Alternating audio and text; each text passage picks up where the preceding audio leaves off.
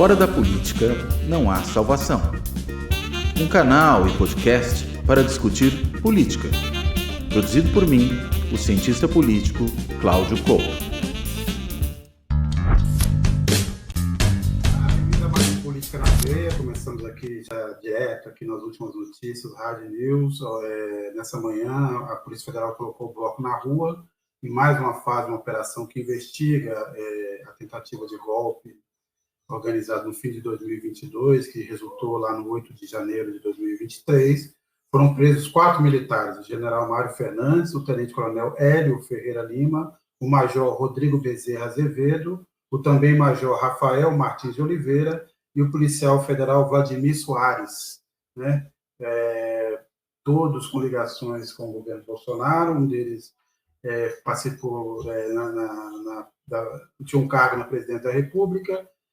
Um dos majores, inclusive, dois dos majores, na verdade, estavam na segurança agora do G20, o que fez isso uma notícia internacional. Vários jornais mundo afora já estão noticiando essa história. E Nassif Couto, bem-vindo, mas eu começo pelo seguinte: mais um prego no caixão da anistia, e acaba com essa fábula de que tudo o que aconteceu, inclusive hoje de janeiro, foi uma coisa de um bando de vândalos translocados que agiram por sua conta, que não havia ali nada organizado. Estamos diante de mais um indício de golpismo, lembrando que essa ação visava esses 4 militares que fazem parte daquele grupo de Kids Pretos. A intenção era assassinar o presidente, ou, como diz lá, neutralizar, na linguagem deles, o presidente Lula, o vice-presidente Geraldo Alckmin e o ministro Alexandre de Moraes. É mais um capítulo de toda essa história, que agora acho que também acaba por reforçar, na verdade, torna mais, vamos dizer assim, definitivo ou mais claro o caminho que se espera da PGR e do Procurador-Geral Paulo Brunet em relação a essas denúncias. Ele que ainda não apresentou, pediu a investigação em alguns casos, e também está ali. Não se sabe se ele vai apresentar uma única denúncia, juntando, porque todas as peças se unem, se ele vai apresentar denúncias separadas. Eu acho que denúncias muito grandes tendem a atrapalhar o processo, mas vai ver. Mas Nassif Couto, quer dizer... Ali você tem, quando você pega um inquérito aqui, lê um inquérito, você tem as impressões digitais dos 10 dedos aí do Bolsonaro e do Braga Neto. O Braga Neto já tinha vazado em fevereiro um pedaço das investigações, dizendo que da lista das vítimas aí do golpe, o Bolsonaro tinha pedido para tirar o Gilmar Mendes e o Pacheco, e o Rodrigo Pacheco.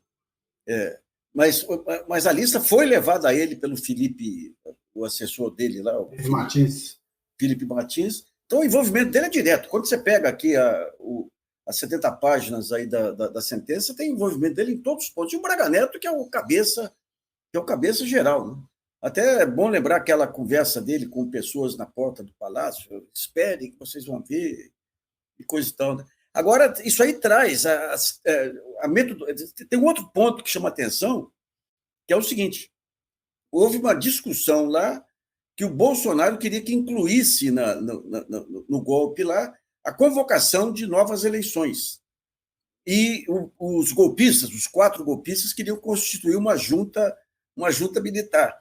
Então, nós estamos tendo aí, aproveitando o filme aí do Walter Salles aí, estamos tendo um videotape aí do que aconteceu em 68, 69. Lá você teve, quando o Costa Silva ficou fora do jogo, era para entrar Pedro Aleixo, a junta militar deu um golpe, assumiu o poder, e nós tivemos, logo em seguida, quando vem a Frente Ampla, a morte suspeita dos 3 principais articuladores da Frente Ampla, que eram o Jango, o Juscelino e o Lacerda. O Jango, as suspeitas do Jango era troca de remédio e envenenamento, que é uma das opções que eles colocam aí para matar o Lula. O Juscelino, ele teve um acidente suspeito na Dutra, lá depois que ele saiu de uma fazenda que tinha relações lá.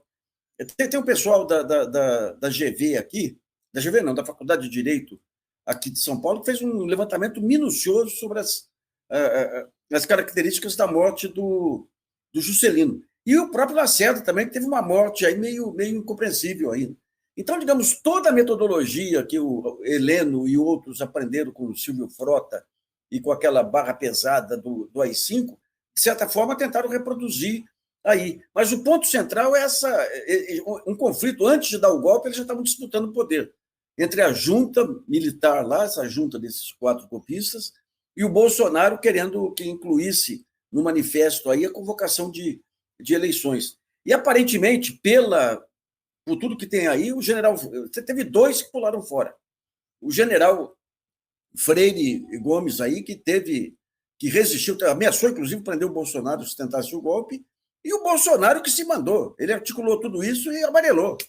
Ele foi para Miami, lá, não sei para onde, lá, ficou escondido lá, esperando os desdobramentos. Né? Esperando voltar nos braços do povo, como o Jânio Quadros. Né? Como o Jânio Quadros. Né? Mas não tem como. Isso aí é uma condenação cabal, aí, definitiva aí do Braga Neto, do Heleno e do Bolsonaro. Agora, rapidinho, só um comentário. O risco de novas eleições era o Bolsonaro perder novamente, né? Mas diga lá. Olha, a gente não pode dizer que está completamente surpreso, né, com isso. É evidente que quando você tem aí os detalhes, né, os detalhes de alguma maneira, ao mesmo tempo que não surpreendem porque a gente sabe de quem se trata, né, ele surpreende pela ousadia, né, que esses sujeitos tinham, porque afinal de contas era uma operação evidentemente de altíssimo risco, tanto que acabou não se concretizando, né, e eu acho que uma das razões é que realmente o risco era muito alto, mas mostra a disposição deles ali para ir às últimas consequências, né? Falando, como você bem lembrou, em neutralizar a chapa, né? Extinguir a chapa vencedora. E acho que ainda mais preocupante é o fato disso ter como um dos articuladores principais, se não o articulador principal, o vice na chapa do Bolsonaro. Né? E há alguns dados que já mostram o seguinte, né? Que o documento que tinha aí todo o planejamento desse complô, né, dessa tentativa de assassinato, né, de 3 magnatários, né, ou seja, a gente está falando do presidente, do vice-presidente eleito e do presidente do Tribunal Superior Eleitoral, que é também ministro supremo, né, esse documento foi impresso no Palácio do Planalto, né, os celulares desses indivíduos estavam ali na área do Palácio do Planalto e depois, logo em seguida, eles estão na área do Palácio da Alvorada. Ou seja, é muito pouco crível que esse documento não tenha sido levado ao conhecimento do então presidente da República para que ele desse a sua chancela para aquilo ali que estava acontecendo. Então, o Bolsonaro tinha conhecimento desse complô e dessa tentativa de assassinato dos seus adversários políticos, né, que para ele são sempre inimigos, né, e por isso mesmo achar que assassiná-los seria uma coisa normal faz parte do jogo na cabeça bolsonarista. Mas, enfim, é de uma gravidade imensa, acho que realmente sepulta, como você bem colocou, acho que de vez, né, essa ideia translocada de anistia. Ironicamente, olhando ali atrás da cabeça do Nassif, eu vejo que tem 3 volumes, né, de anistia, mas certamente se trata de outra anistia e não dessa anistia calhorda, né, que os bolsonaristas ali estão tentando fazer. Né? Veja que coincidência, né, Nassif? Você foi pegar justamente esse trecho da estante hoje de fundo, né, quando a gente está falando desse tema. Foi intencional. Como é que é? É que a patroa aqui é a maior adversária da anistia. Aí já falou isso pro Sepúlveda Pertence e pro Nelson Jobim. Ah, bom, então é por isso que você foi colocado exatamente aí hoje, né? Não foi gratuitamente, não foi gratuitamente. Não foi gratuitamente. Mas olha, eu acho que, na realidade, né, isso sepulta de vez essa discussão, e o timing é muito interessante, né? Porque acaba vindo, aí, claro, né, por uma consequência do destino aí. Logo em seguida, a semana do homem-bomba, né, do bolsonarista bomba, que tenta ali atentar contra o Supremo Tribunal Federal, acaba se matando, né, e vem na semana do G20, no dia do encerramento, né, do discurso do presidente da República, quase que simultaneamente ao discurso do presidente da República, aos dignatários do G20 que estão todos aí presentes, né. Então é claro que isso vai ter uma imensa repercussão. Eu até me pergunto até que ponto não foi de alguma forma calculado fazer essa operação justamente agora, né, nessa semana, e eu acho que se foi calculado, calcularam muito bem, porque afinal de contas é importante que haja os olhos internacionais sobre o Brasil em situações desse tipo, ainda mais agora, né, que com o Trump eleito, a possibilidade de algum tipo de apoio externo às aventuras autoritárias no Brasil aumenta, né, a gente vê também aqui aquela miniatura de Trump, né, mais amalucada, que está aqui ao lado na Argentina, vindo fazer aqui às vezes, né, do seu tutor aqui no G20, né, causando todo tipo de tumulto, tentando chamar atenção para si durante esse processo. Então, é bom aproveitar esse momento para chamar atenção para o que realmente importa, né, que é o risco que a democracia brasileira correu, que ela continua correndo, e quanto é necessário e as últimas consequências contra aqueles que tentaram isso. Ou seja, não dá para aliviar ou para imaginar, né, que existe algum tipo de partidarismo ou de perseguição por parte do Supremo Tribunal Federal em relação a esses autoritários que estavam tentando dar um golpe no país. E por isso acho que o timing foi mais do que oportuno. Agora, a gente, por exemplo, uma informação aqui: o policial federal Vladimir Matos Soares participou da segurança do Lula antes da posse. Esses 2 militares desse grupo preso estavam no esquema de segurança do G20. Então, a gente recebeu algumas mensagens aqui, por exemplo, a Sueli Fernandes: precisa mudar essa segurança do Planalto, passar no pente fino. Precisa mais do que isso, né? Precisa fazer uma alteração profunda desse gabinete. Desmilitarizar, né? Desmilitarizar. O Francisco José Aguiar Lima: não acredito que desta vez a justiça não faça justiça. A ver, estamos no Brasil. Júlia Argolo: que fiquem enjaulados por longos anos para não causar mais prejuízo à nossa democracia e que esse seja o precedente para a prisão de Bolsonaro e seu clã. E o Ale Rifan: a trama do golpe desmontada. Agora, bem, primeiro temos aí vou levantar 2 temas aqui que eu comentar. Primeiro, os quilos preços. Os quilos preços é mais uma demonstração que o Exército Brasileiro, no fundo, é um exército de ocupação. Né? Porque os quilos preços estão ali, e toda a ação que a gente sabe deles até hoje é para desestabilizar o país internamente. Sabe? Nada mais do que esses indivíduos fizeram. O segundo ponto é: embora eu acho que todos os inquéritos que estão na mão do Paulo Gonet Branco, eles têm relação, eu acho que juntar tudo e fazer uma super denúncia, uma denúncia com todos esses, talvez seja mais arriscado do ponto de vista de prazos e de possibilidade de punição no longo prazo do que se você tratar cada inquérito de uma forma dividida, mas é a minha visão, queria ouvir Nassif e Couto. Ali eu acho que essa demora em terminar as investigações mostrou hoje aí que você tinha coisas muito mais graves que estavam sendo investigadas. Né? Eu estou vendo assim também, ele está querendo juntar todos os elementos, e é interessante que o delator lá, como é que chama o delator aí? O Mauro Cid. Ele faz uma delação, todo mundo acha que ele está abrindo o bico, mas para ocultar os crimes maiores. Né? Então, ele tentou embromar, mas, aparentemente, aquelas informações sobre o Bolsonaro estando rasurando lá o documento para tirar o nome do Gilmar e do Pacheco é de março, vazamento de março da polícia. Ou seja, em março, a polícia já estava investigando, digamos, essa conspiração maior, que assume agora uma gravidade sem tamanho. Né? Essa história com os planos de assassinar autoridades, tudo aí, dá uma dimensão de AI-5 aqui mesmo. Aqui, né? Então, eu tenho a impressão que o negócio do Gonet, efetivamente, é esse mesmo, é esperar juntar todo esse material aí e fazer algo que não... Você pega, por exemplo, o Braga Neto, ainda não foi preso ainda, mas a partir do que vazou hoje, a partir do relatório do Alexandre Moraes, até a família dele sabe que ele vai ser preso. Né? Então, eu tenho a impressão que foi isso mesmo, foi para aprofundar as investigações, para cercar e para dar uma abrangência muito maior. Se ele faz lá uma denúncia lá atrás contra o Bolsonaro e aparecem essas denúncias agora de tentativa de assassinato, ia ficar mais enrolado, digamos assim, conduzir o inquérito e as denúncias. Então, eu concordo com o Sérgio aí que é a macro-denúncia que está em andamento aí. Olha, mas qual é o ponto, Sérgio? Não, que eu acabei me perdendo aqui. Não, o ponto eu fui ler aqui uma notícia e me distraí. Se faz sentido uma super denúncia, uma única denúncia, ou denúncias picadas. O que seria melhor para dar capas que isso chegue ao fim com algum resultado que dessa vez seja uma punição e não mais passar pano para que a gente prepare o novo golpe, né? Olha, eu acho que faz sentido ser uma denúncia total, né? Como a gente já viu em outros processos que correram no Supremo Tribunal Federal. A gente podia até mencionar aqui o caso do Mensalão lá atrás, né? Que foi tudo unificado num único processo. Porque a gente está falando, na realidade, de um único caso, né?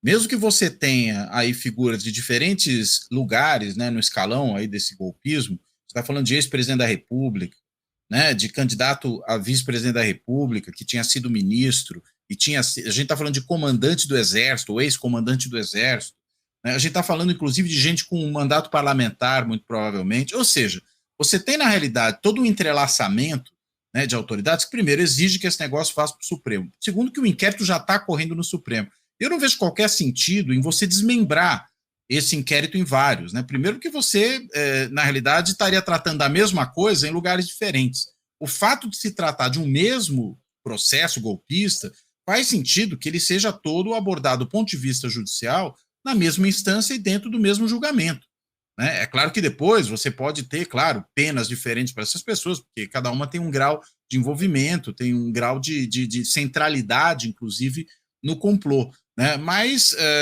não vejo qualquer sentido em desmembrar isso, né? Acho que, claro, você pode pensar algo diferente, eventualmente, por aqueles bagrinhos lá, deslocados, que invadiram os prédios, né, dos três poderes em 8 de janeiro.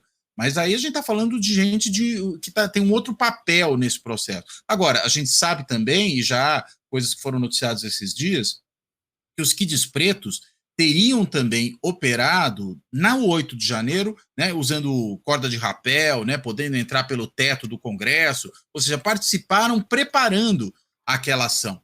E aí a gente está falando de Kids Pretos agora. Extingaram também acenderam a bucha de canhão, no fundo.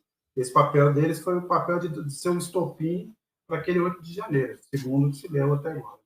Exato. Não, e mais do que isso, eles tiveram um papel, para além de instigar, operacional da invasão e depredação dos prédios, né? Então, isso acaba conectando também aquele caso com esse, né? É difícil você imaginar que o mesmo grupo, né, estaria num lugar e não estaria no outro, enfim, se tratando do mesmo grupo com o mesmo tipo de liderança. Então, eu acho que, na realidade, faz todo sentido juntar tudo, claro. Agora, diga, Nascimento, diga.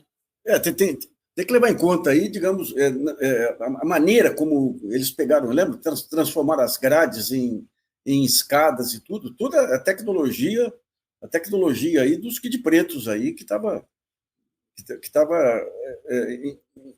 andando lá, ajudando naquela organização. Depois que eles arrombaram as portas, que veio a malta, né? Veio a malta. Agora, estava aqui. Mas o que eu ia dizer sobre esse ponto ainda, recebemos aqui mais algumas mensagens, por exemplo, temos aqui a Gildete Lopes Mota. Aí não é surpresa para ninguém, Bolsonaro é capaz de tudo, anistia nunca. Agora, eu estou aqui na CIF, outra à espera da manifestação dos democratas brasileiros. Primeiro, quero ver os editoriais, né, dos jornais, mas também que está toda essa turma, né, que está sempre disposta a reclamar de pedir o ajuste fiscal na lomba dos pobres, outra está sempre pronto para falar sobre isso, mas na hora do ponto mais importante, que é a defesa das instituições brasileiras, meio que desaparece. Isso ocorre no momento em que o Lula chega no ponto mais alto de sua carreira internacional, aí com o G20. Aí. É terrível aí a sensação de desconforto. Aí o pessoal fala que gosta de usar muita palavra desconforto, os militares estão desconfortados de tudo. Eu acho que alguns editorialistas estão desconfortados aí com essa sucessão de casos aí, né? Mas essa questão do G20, eu não sei até que ponto que isso vai gerar uma virada de governo, aí o governo acordar, né? Mas, digamos, esse evento de ontem aí, o Lula despontando como eu não tenho nem digo esperança, porque é mais um sonho esse negócio do G20 e tudo aí, mas como grande personagem da paz mundial, e no dia seguinte uma denúncia de uma conspiração para tentar assassiná-lo, dá um choque aí tremendo aí. Mas eu acho que os democratas virão aqui, pegarão a bandeira da paz aí, farão discursos virulentos contra os golpistas e tudo, e vão dizer que a culpa é do Lula aí, que ficou provocando os golpistas. Não, hoje a Eliane Cantanhede, por exemplo, hoje foi muito generosa em relação ao Lula, disse que tudo que aconteceu no G20 foi um gol do Itamaraty, mas que é preciso reconhecer a habilidade do presidente. Então, o Lula, vamos dizer assim, armou a jogada, deu o passe, mas o gol foi do Mauro Vieira, basicamente. Já deu um passo, foi um passo adiante. Não, eu estava vendo ontem a cobertura da Globo News, tem bons comentaristas. Quando eles dão espaço lá, estavam comentários bem apropriados assim para a grandeza do momento aí. Sempre tem um ou outro lá, mas até a nossa amiga lá como é que chama? Que tem coluna no Estadão também lá, elogiando, falando da vitória diplomática do Lula, né? É um país complicado porque não se consegue descolar a figura dos atos. Você pode muito bem criticar atos do Lula, do presidente da República, e reconhecer méritos do presidente da República. Esse é o ponto do jornalismo. Onde você acha que ele está indo bem, você elogia. Onde você acha que ele está indo mal, você critica. Mas aqui, essa guerra, essa polarização que já vem de 2005, já vem do Roberto Tivita e companhia lá, é terrível, né? Qualquer coisa você tem que desmerecer qualquer ganho, qualquer vitória. Deram mais espaço aí para as bobagens lá da primeira-dama aí do que para em muitos veículos aí. A gente já podia ter passado sem essa, né? Mas, assim, no caso do G20, Cláudio Couto, obviamente a gente sabe, tá? Chegando o Trump obviamente vai agir, e já deu todos os sinais que vai atuar contra qualquer ideia de multilateralismo no mundo. Ele já fez isso no primeiro mandato, fará de novo. Os nomes que ele escolheu claramente vão agir dessa forma. O G20 é o que é, dentro desses organismos multilaterais cada vez mais esvaziados, mas o fato é que não deixa de ser um passo, pelo menos importante. Efetivo, não sabemos, mas você assinou, mais de 80 países assinaram esse do combate à fome. Você tem um fundo, você vai ter uma sede na Itália, quer dizer, algo que foi um pouco além do papel dessa vez. Então, me parece que, no fundo, não deixa de ser positivo o resultado desse G20, apesar de algumas figuras, por exemplo, o Biden, ter perdido a foto oficial e também ter anunciado a possibilidade da Ucrânia usar armas de longo alcance contra a Rússia, que, na verdade, é também mais uma tentativa de colocar lenha, se é que sobrou lenha na fogueira, para colocar na fogueira.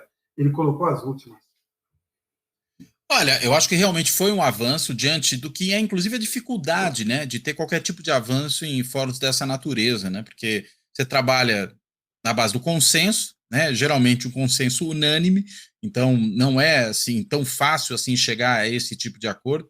A gente teve, como eu já coloquei até um pouco anteriormente, a tentativa aí do Milei de ficar botando areia na engrenagem, né, desse processo, mas acabou recuando, inclusive diante do que percebeu ali como um desgaste muito grande para a sua própria imagem, a despeito dele jogar também para a sua torcida, né, quando tenta, né, melar algumas decisões ali, inclusive a do combate à pobreza. Veja até que ponto a coisa chega. Mas o fato de sair isso, inclusive com medidas de caráter mais institucional, né, como esse que você falou, né, de estruturar a ação a partir de algum tipo de, inclusive, sede física, né, de um dos países membros do G20, no caso a Itália, isso mostra um avanço significativo. Então, acho que é um G20 positivo desse ponto de vista. Agora, acho que mais problemático do que provavelmente o Biden não sair na foto, né, claro que isso não é desejável, mas não é de todo ruim em si mesmo, é o fato de que o Biden, na realidade, saísse mesmo na foto, não quer dizer muita coisa mais, né, porque é um presidente sainte, né, é alguma pessoa que está deixando o cargo, né, o pato manco, como eles gostam de chamar nos Estados Unidos, e a gente sabe que o presidente que vem por aí tem uma agenda completamente oposta a qualquer medida dessas que foram tomadas nesse G20, seja na área ambiental, seja na área social, né, seja do ponto de vista de medidas, né, invocando ações de paz, qualquer coisa nesse sentido vai contra o que é a agenda do Trump. E o Trump que está montando um governo que é muito mais radical do que aquele governo que ele montou na sua primeira passagem, né? Se você vai olhando o perfil de cada um daqueles que ele tem nomeado, né, para os vários cargos, ele nomeou até um sujeito que tem tatuado uma cruz de ferro, que era a condecoração que os nazistas davam atos por bravura aos seus soldados, e falou que não vê nada de mais isso porque é só uma cruz. Pelo amor de Deus, né? Do que a gente está falando, né? Nomeou para um outro cargo uma fulana ali que se gabou num livro que escreveu de executar o seu próprio cachorro a tiros. Então, veja, está nomeando gente que é psicopata, na realidade, né? Vai nomear agora como um procurador-geral de justiça um sujeito que, na realidade, vai estar ali com a incumbência de perseguir os adversários do presidente da República. Então, imagine o que será né, o cenário internacional com um presidente com esse perfil. Eu acho que é muito complicado. Então, o Biden não ter saído na foto é o menor dos problemas, né? O problema realmente vai aparecer a partir do ano que vem. Agora, é interessante, quando a gente tenta ver na prática as promessas do Trump aí, vai ser uma complicação. Hoje tinha um estudo, não sei se foi do New York Times, mostrando o que pode acontecer com as plantações de algodão, com os bares e restaurantes se retirarem a mão de obra barata aí dos imigrantes, né? Outro dia teve um levantamento sobre o impacto na inflação e no poder aquisitivo da classe média americana se tiver esse imposto de 60% das importações chinesas, né? Porque as importações elas vêm para as empresas americanas revenderem. A Apple faz os seus equipamentos na China e tudo, ou vem na forma de insumos. Nos dois casos, se você põe 60% de imposto de importação, quem paga é a empresa americana, e ela repassa o preço para o consumidor americano. Então, tem um estudo do JP Morgan dizendo que isso vai significar, se der os 60% de tarifa aí, um impacto de $1.000 no orçamento da classe média americana, que é justamente o alvo, o objetivo aí eleitoral do Trump, né? Então, quando você pega o custo, agora você vai pegar o exército para fazer a migração, quando você pega o custo dessas aventuras dele aí, e a tentativa de desmontar todas as instituições, você leva lá o Musk, ele quer acabar com as agências reguladoras. Ou seja, todo aquele modelo que veio desenvolvido ao longo do século aí, desde o começo do século XX, aí você tem todas aquelas propostas para evitar concentração de poder. Agora se rasgou a fantasia, né? É gozado. Quando entra a escola de Chicago lá atrás, eles falavam, não precisa mais ter. O Gessner de Oliveira, aqui no tempo do CAD, aqui, Conselho Administrativo de Direito Econômico, falava, não precisa ter mais restrição à concentração, não, porque hoje, com a tecnologia e com o capital fluindo aí, se alguém exagera em preço, tudo, logo surge um competidor. E o que nós vimos aí foram as grandes big techs adquirindo todas as empresas pequenas aí que poderiam crescer e mais à frente competir com elas, né? Então, você vai ter uma tentativa aí, não sei até que ponto que vai ser bem sucedido, vai colocar à prova aí um modelo que está em crise já dessa democracia liberal americana aí, mas uma tentativa de desmonte final, que é algo que interessa ao mercado, interessa às big techs, interessa ao crime organizado. O que é o crime organizado? A associação de rifles, a máfia dos jogos, aí apoiava Bolsonaro aqui. Por conta disso, é a desregulação que garante os abusos aí daqueles grupos que navegam no limite do crime, né, como é o caso da associação dos rifles e tudo, o pessoal da mineração também, que bancou muita agitação aqui, e o mercado financeiro, que quanto mais desregulado, melhor. O que vai em breve aí, os sintomas de uma nova bolha estão vindo por aí céleres também, né? Ou seja, o mundo vai conspirar contra as loucuras do Trump. Será? Não, né? Nós estamos aí caminho do tecnofeudalismo, né? Porque o Musk tem falado muito em uma das bitcoins que criadas, esse caminho de você ter, por exemplo, moedas geridas à margem do Estado, daqui a pouco também você vai ter exércitos particulares, como era na Idade Média. Agora, eu queria falar só de um caso... No Equador, o Bukele resolveu implementar isso também, né? É Salvador. É Salvador. Exatamente. O que eu falei? Equador. Mas não, desculpa, não é o Salvador. O Equador é dolarizado, né? Quase. É verdade, não, eu misturei aqui. O Equador foi a dolarização, mas El Salvador são os bitcoins mesmo.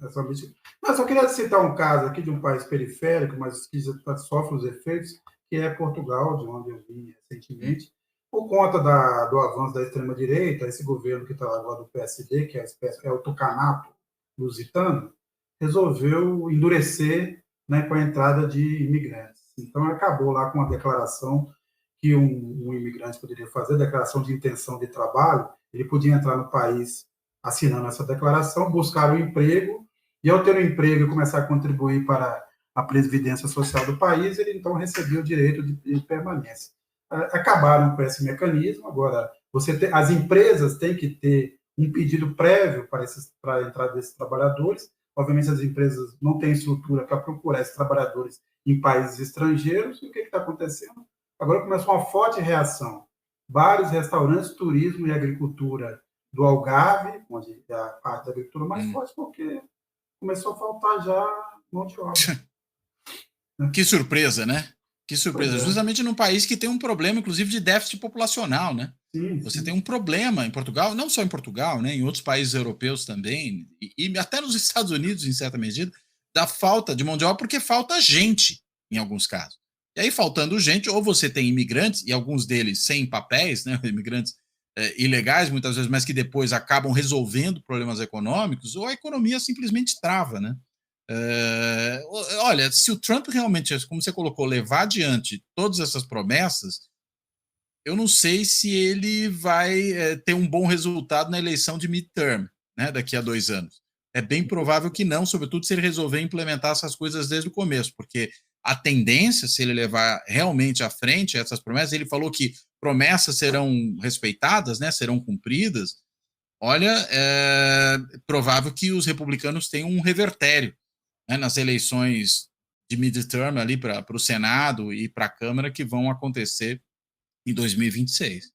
Fora a cena que ele vai produzir, que ele está falando em emergência nacional e fazer campos, Pois é. que ele disse que não são campos de concentração, para juntar os imigrantes para expulsar. Imagina o que será isso. Agora, Nassif Couto, quando a gente pensa nesse universo das big techs, a gente começa a ver que, na verdade, a ficção científica não era nada de ficção científica, cada vez mais realidade. Na verdade, são relatos até jornalísticos com tudo que aconteceu. E agora eu estou com a impressão de que um governo como o Trump e esse avanço da extrema-direita não deixa de ser uma revitalização dos romances de espionagem dos anos... Fizeram tanto sucesso na Guerra Fria, porque o Trump me parece um plano do Putin, não sei se vocês têm essa impressão. O Putin vai realizar o sonho da União Soviética, que era acabar com os Estados Unidos por dentro, sem soltar uma bomba, infiltrar o governo americano para que ele se autodestrua. Me parece, não descartaria não se aparecer daqui a pouco algo assim. E seria um roteiro de filme B dos piores, né? Pois é. Mas agora, quando a gente pega esses filmes de ficção aí de 10 a 15 anos atrás, aí falando da criação de 2 mundos, o mundo dos ricos e dos pobres, você, para ter atendimento médico, você tinha que driblar até alguns em outro planeta e tudo, você vê que está ficando cada vez mais próximo. A ficção está chegando pertinho da realidade aí. É terrível essa...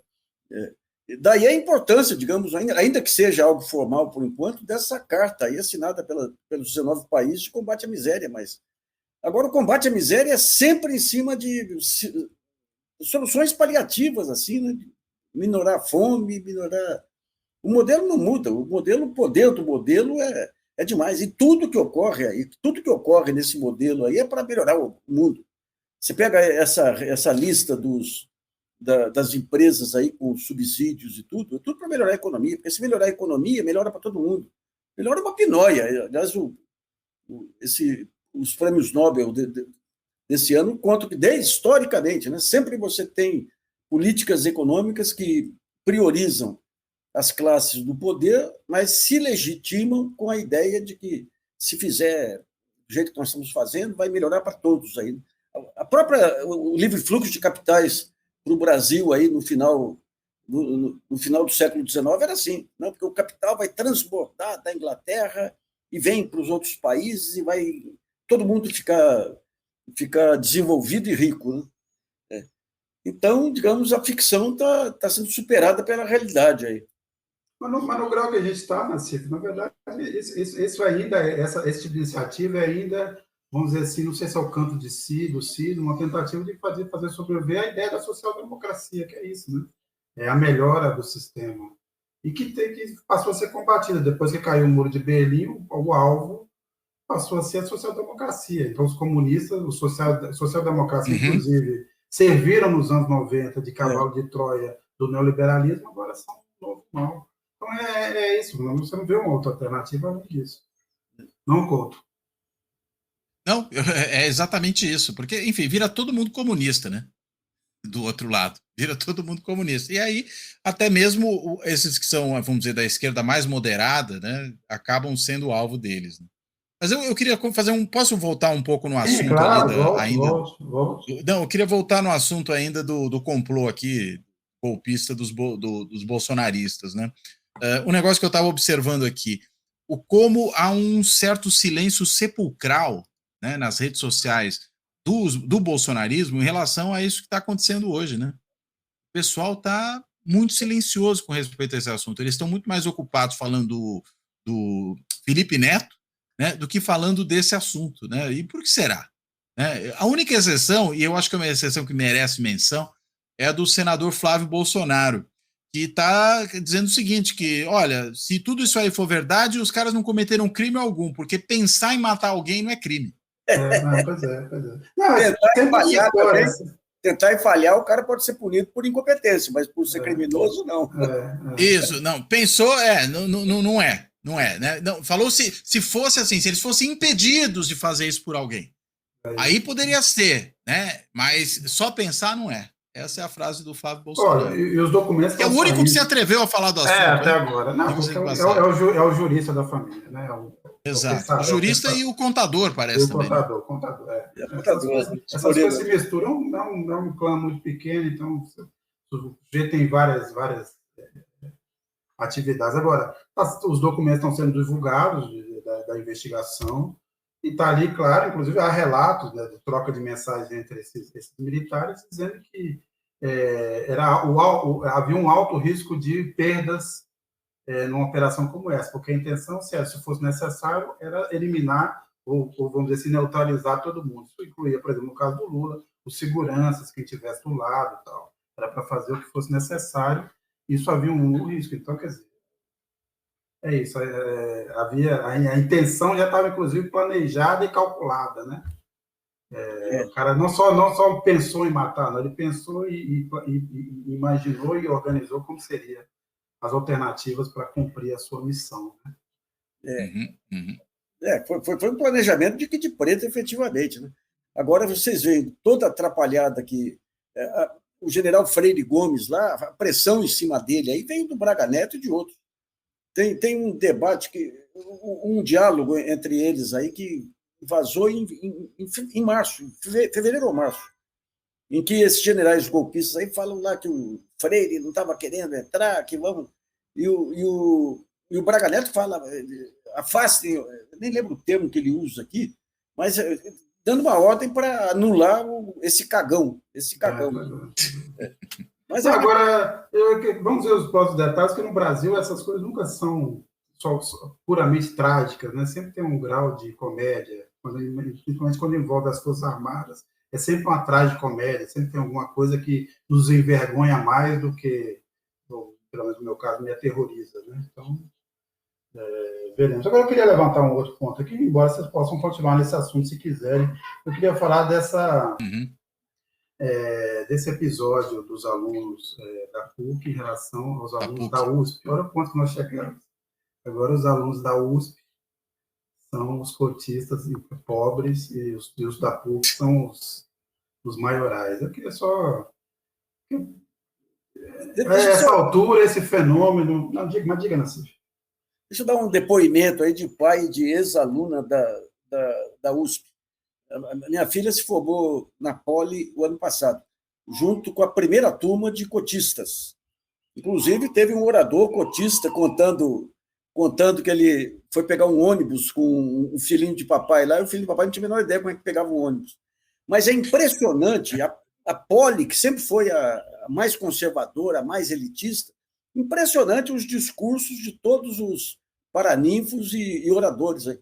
Todos falando em solidariedade, todos falando da importância da escola pública, ou seja, é algo... No começo eu era um pouco contra cotas, aí eu tinha um pouco pé atrás contra cotas, até que eu entrevistei uma vez o Frei Davi, e ele falou, não, é fundamental, inclusive para naturalizar a presença do negro em ambientes de branco. Né? Então, digamos, a cota não é só a chance para o negro, para o pobre, é a chance para o classe média, para o rico, entender o que é a nossa sociedade, entender o que é a solidariedade. Quando veio, por exemplo, a pandemia, o pessoal do diretório acadêmico, minha filha fazia parte também, eles saíram correndo atrás, pegaram ex-alunos, pegaram tudo para conseguir computadores para os amigos, para os colegas cotistas. Os colegas cotistas, quando tinham provas, eles tinham que ir na véspera para lá, porque a condução não dava para estudar e chegar na hora. Uhum. A reitoria quis fechar o diretório acadêmico lá e todos os alunos se reuniram para deixar aberto o diretório acadêmico. Ou seja, nós criamos uma universidade humana, solidária, um sentimento de Brasil, efetivamente, com as cotas. Né? E a PUC, que tem uma tradição histórica, uma tradição histórica de convivência e tudo, de bolsas e tudo, meia dúzia de babacas aí e se ferram. Você pega essa menina de 20 anos aí, que foi demitida do escritório, a foto dela está em todos os lugares, né? Compromete a carreira dele. Pois é. E, aliás, o nome dela é não sei o que, Joseph Cury. Será que é parente do Cury, lá do Sindicato das Pequenas Empresas? Você que é da colônia tem que saber, ô Nassif. É primo seu. A colônia, uma vez eu fui ameaçado pelo Jorge Volney Atala, eu estava na Veja, e eu queria escrever uma matéria sobre o patrocínio da Copersucar pelo Atala e mostrar que o Atala financiava a Operação Bandeirantes, do Bernardo Custer, que tinha me passado na época lá. E o pessoal da Roberto Tivita dedou para o Atala lá, o Atala me convocou para uma reunião lá no escritório dele. Eu falei, estou ferrado, porque eu não vou ter retaguarda da Abril. Daí cheguei para minha mãe, a gente morava no mesmo prédio, falei, mãe, se acontecer alguma coisa comigo, só liga para o Aziz Nader. O Aziz Nader era o patriarca da colônia, que era padrinho de casamento dos meus pais. Aí. Liga para o Fuad Nader, que era meu padrinho, para o Bogos, que era primo nosso lá, e fala... Bom, daí eu fui lá conversar com a Atala e ele termina a conversa o seguinte, olha, vou te falar uma coisa, Patrício não fode Patrício. Eita vida. Olha, eu vou te contar. Aqui, ó, acabou de sair uma notícia agora, a gente estava falando do Braga Neto, manchete do UOL, Braga Neto planejou tentativa de execução de Lula e Moraes do STF. Isso, matéria da Thaís Bilenque, né? Já está batendo ali no... Era o esperado, né? Que realmente a coisa fosse chegar ali, né? Porque, afinal de contas, teve reunião na casa dele. A gente viu, né, por outras coisas que já apareceram antes, algumas daquelas reproduções de mensagens, né, que foram trocadas entre o Braga Neto, né, e alguns dos outros militares envolvidos em tentativa de golpe, que ele estava ativamente urdindo isso. Ele próprio foi um kit preto, né? Também. É bom lembrar disso. Aliás, boa parte daquela entourage ali do Bolsonaro era formada de kits pretos, né? Então, né, esperado que isso acontecesse. Mas deixa eu voltar um pouco a essa questão aí das meninas e dos rapazes da PUC de São Paulo, né? Já que o Nassif invocou a sua condição de pai de ex-aluna, né? Eu vou invocar minha condição de ex-professor da PUC e ex-aluno da USP. Então, estou um pouco dos dois lados aí nessa história. Olha... eu vi um comentário de um jurista, né, que apontou o seguinte, né, falando desse assunto, que isso mostra uma falha na formação dos cursos de direito. Eu discordo, eu acho que o problema não está aí, o problema é anterior a isso. Né? O problema, na realidade, é a extração social dessas pessoas que já chegam às faculdades de direito com esse tipo de convicção formada. Né? Não vão mudar ali fazendo algumas disciplinas no primeiro e no segundo ano. Né? Isso não vai acontecer. Claro, alguns podem até ter uma epifania e mudar de posição, mas isso, na realidade, é uma expressão de uma certa percepção que setores da elite têm. E não é à toa que os caras resolveram chamar de cotistas, né? Porque com a criação das cotas nas universidades públicas, se tornou muito mais competitivo para os não cotistas ingressarem nelas. O que resta para muitos deles? Irem fazer o curso na universidade particular paga. Então, me parece que existe aí, muito possivelmente, um forte grau de ressentimento dos que não passaram na USP e passaram na PUC, estão reclamando que não tiveram vaga para si. Né? E daí ficam fazendo aquele tipo de gestual, fazendo esse tipo de ofensa, né? Aos que, na realidade, né, puderam entrar lá, sendo cotistas ou não. Né? Porque é um pouco essa percepção que certos setores das elites têm de que quando há uma ascensão daqueles que vêm de baixo, né, das classes subalternizadas, o que você tem na realidade é uma tirada do espaço e da distinção social de que eles desfrutavam. E isso é completamente inaceitável, né? Agora, espero que a partir daí, que assim como os escritórios, né, de advocacia em que esses rapazes e moças aí estagiavam os demitiram, que eles sejam expulsos da universidade. Claro que haja o devido processo, que eles tenham direito à defesa, ainda mais, né? Em se tratando de gente do direito, é bom que eles vejam que o devido processo é uma coisa importante, que possa se defender, mas diante das evidências cabais do que foi feito e da gravidade do que foi feito, eu não consigo imaginar uma outra alternativa que não seja a expulsão, né, o jubilamento desses jovens aí da universidade. Eles que se virem indo tentar completar o seu curso em outro lugar. Né? Esse ressentimento, Cláudio Couto, inclusive, criou um discurso muito esquisito, que ao não passar, eles agora dizem que eles abandonaram, não querem mais saber das universidades federais ou estaduais, porque virou uma bagunça. Então, uma bagunça. É a fábula da raposa, né? Que diz que não quer mais as uvas porque não porque não alcançam, mas porque elas estão verdes, né? É isso. Agora, bem, Nassif, passado o G20, devemos em breve ter alguma ideia sobre os tais ajustes que o governo vai fazer para atingir a meta fiscal. Você acha que mudou alguma coisa? Esse clima dos últimos tempos favorece alguma medida menos restritiva, por exemplo, com programas sociais ou não? Olha, o Haddad conseguiu uma vitória aí ao incluir a questão do imposto sobre riqueza nesse manifesto, né? E soltou agora a relação das empresas beneficiadas aí por aquela loucura aí daquela isenção fiscal, né? É interessante, quando você pega as 10 maiores empresas, a lógica daquela isenção fiscal, qual que era na primeira rodada? Era permitir competitividade para as empresas brasileiras ameaçadas pela importação. Daí você pega lá, todos os primeiros lugares lá eram empresas de alimento no Brasil, Seara, BRF, tudo que são absolutas mundialmente, pô, não tem ameaça nenhuma aí. E empresas jornalísticas e empresas de tecnologia, data centers e tudo que não tinha ameaça nenhuma externa, né? Então, quando o Haddad solta essa relação, eu tenho a impressão que o Lula percebeu a gravidade aí de avançar sobre o cachorro danado, sobre BCP e tudo aí, sem pegar o pessoal de maior renda aí. Mas vamos ver.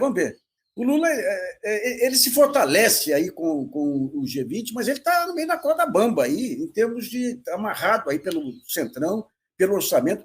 Você pega as notícias diárias aí, tudo quanto é autarquia, tudo quanto é ministério aí, sem recursos. As universidades federais estão parando por falta de recursos, Polícia Federal, AGU, ou seja, deram um toniquete aí terrível.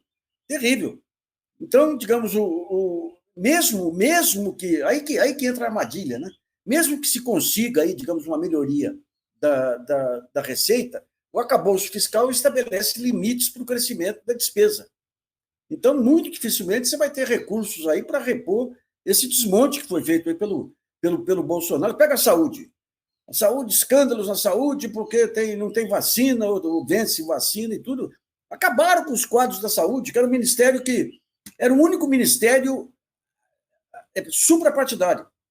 O Partido da Saúde, desde lá de trás, entrava PSDB, entrava PT, quem entrasse era alguém do Partido da Saúde que tocava o Ministério da Saúde. Quando entra Bolsonaro, aquele desmonte total, né? Então, não sei ainda como é que vai ser esse segundo tempo do jogo. Internacionalmente, eu acho que foi uma bela carta de intenções sem desdobramentos maiores, né? Você tem a falência da ONU aí, a tentativa. O G20 foi algo que surge na crise de 2008, a 2010, inclusive pela participação bem objetiva aí do Celso Amorim e do Lula. O Lula se projeta internacionalmente naquela reorganização.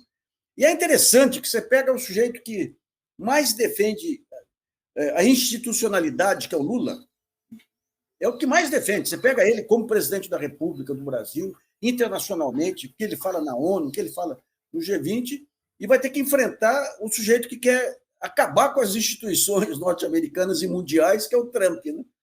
Mas ainda dizem que ele é, na verdade, o lado oposto ao Bolsonaro. Lula e Bolsonaro têm muitas vezes intenções. Agora, Cláudio, o outro ponto aqui, rapidamente, saiu a notícia agora que a Ucrânia acabou de fazer o primeiro ataque de longo alcance com os mísseis autorizados pelo Biden. Porque a gente fica falando no Trump aqui, mas não podemos esquecer a irresponsabilidade do governo Biden, tanto no Oriente Médio quanto na Ucrânia. Eu queria saber, assim, e agora, quer dizer, o que a gente pode esperar de reação? O que você imagina que essa nova linha vermelha cruzada vai render? Lembrando que a guerra da Ucrânia está aí próxima dos 1000 dias, né?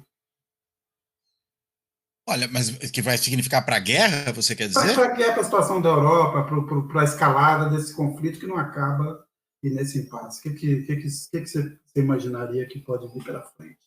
A partir desse ataque agora da Ucrânia. Olha, difícil saber, o Sérgio, porque na realidade eu acho que essa é uma situação que tende a escalar de qualquer maneira, menos por conta desse ataque eventualmente, que essas escaramuças de guerra vão acabar acontecendo uma hora ou outra, afinal de contas você tem ali 2 países em beligerância e é de se esperar que em algum momento, né, aquele que mesmo está sob uma situação mais desvantajosa, que é o caso da Ucrânia, em algum momento tome medidas dessa natureza, né? Eu acho que o ponto, a meu ver, é outro, né? O ponto é, na realidade, como é que a partir do início do governo Trump vai se colocar a questão do apoio, né, à Ucrânia por parte não só dos Estados Unidos, mas inclusive na sequência das potências europeias, né?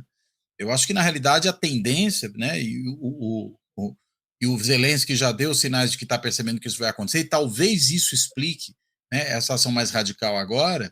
Ele percebe que na realidade o pessoal vai jogar a toalha e vai tentar deixar a coisa se resolver com base numa negociação em que ele, claro, vai sair perdendo.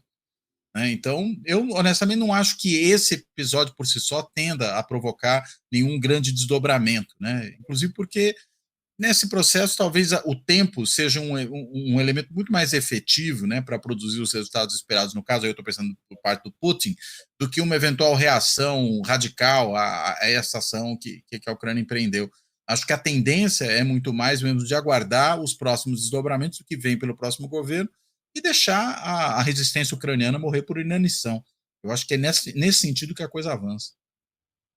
Eu acho que é por aí. Ninguém aperta o botão vermelho assim. O botão vermelho precisa muito senso de suicídio aí para apertar, né? Exato. Embora essa última ação do Biden, para mim, seja isso, assim, vamos agora também deixar piorar a situação. Eu acho que a intenção dele foi deixar a Ucrânia com melhores condições de negociação quando entrasse o Trump, né? Dar um maior poder de barganha aí para a Ucrânia, porque eu só consegui entender por aí, viu? Bem, Nassif Couto, chegamos a mais um fim do programa, vamos acompanhar o TV GGN, a Carta Capital vão continuar acompanhando aqui no dia a dia os desdobramentos dessa ação da Polícia Federal hoje, que prendeu 5 acusados de planejar o assassinato do presidente Lula, do vice-presidente Geraldo Alckmin e do ministro do Supremo Alexandre de Moraes, e também imagino que esse possa ser o tema do programa de sábado do Fora da Política Nossa Salvação. Bem, contamos com a participação de vocês, apoiem, assinem, doem, ajude a gente a participar desse debate. Nassif Couto. Olha, Sérgio, só uma informação, não vai ser o tema de sábado, porque o Fora da Política Nossa Salvação vai entrar entrou já num recesso sem prazo para voltar, por conta aí das dificuldades operacionais de seguir aqui com o trabalho diante do resto da agenda. Então tá certo, mas ainda bem que tem uma política na veia aqui. Mas os programas anteriores estão lá e sempre vale a pena assistir, porque nenhum deles ficou envelhecido, ao contrário, muitos deles discutiram temas que agora nós estamos aqui novamente falando nesse programa. Então acompanhem lá também, assistam. É um bom oportunidade, por exemplo, para assistir todas as temporadas à espera da próxima temporada, quando ela vier. É isso, Couto, Nassif, até lá. É isso, pessoal. Valeu, gente. Um abraço. Tchau, tchau. Fora da política não há salvação. Um canal e podcast para discutir política. Produzido por mim, o cientista político Cláudio Couto.